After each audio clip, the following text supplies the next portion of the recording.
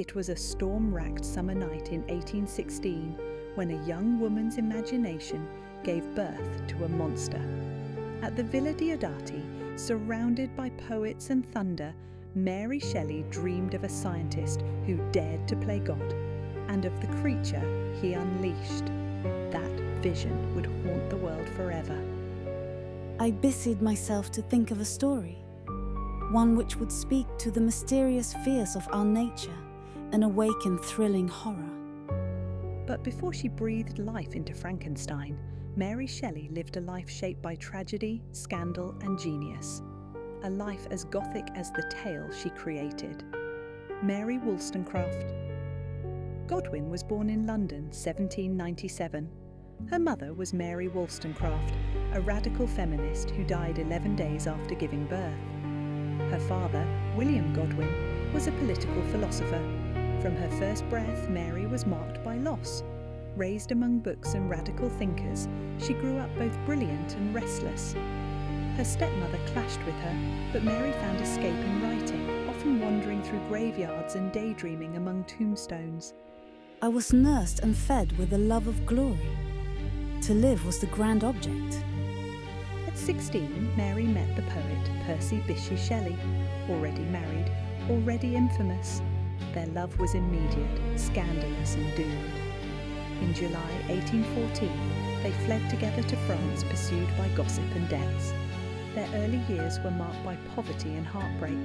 Their first child died after only a few weeks. Mary would endure the loss of 3 children before one. Percy Florence survived into adulthood. I have been a wanderer among graves, a creature destined to find no rest. In 1816, they joined Lord Byron at the Villa Diodati near Lake Geneva. The weather was strange. Ash from a volcanic eruption had darkened the skies. Trapped indoors, Byron proposed a contest.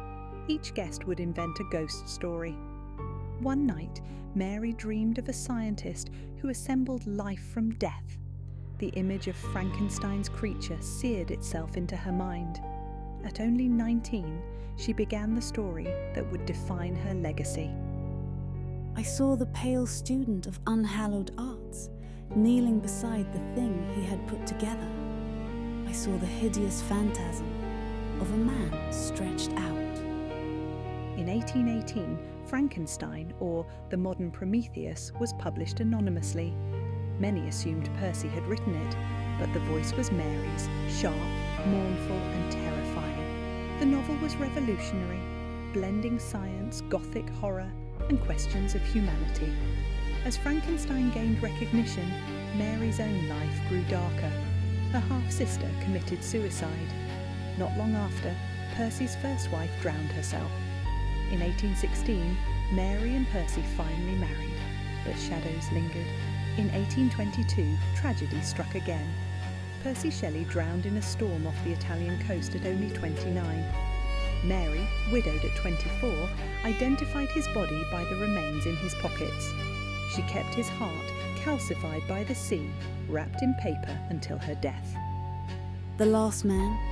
Yes, I may well describe that solitary being's feelings, who, when the world was emptied of mankind, felt himself the only survivor.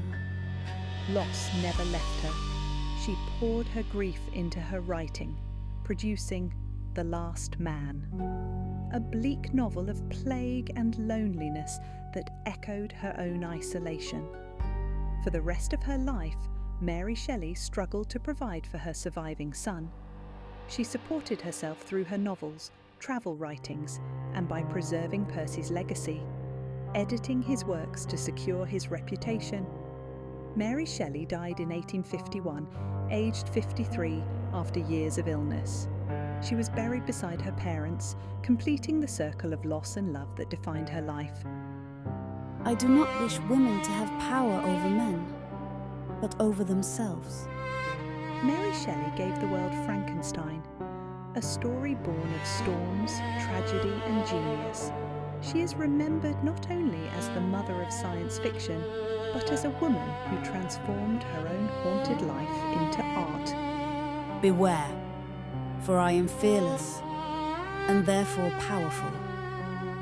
Her monster endures, and so does she, a voice from the grave, whispering warnings about creation, ambition, and the price of playing God.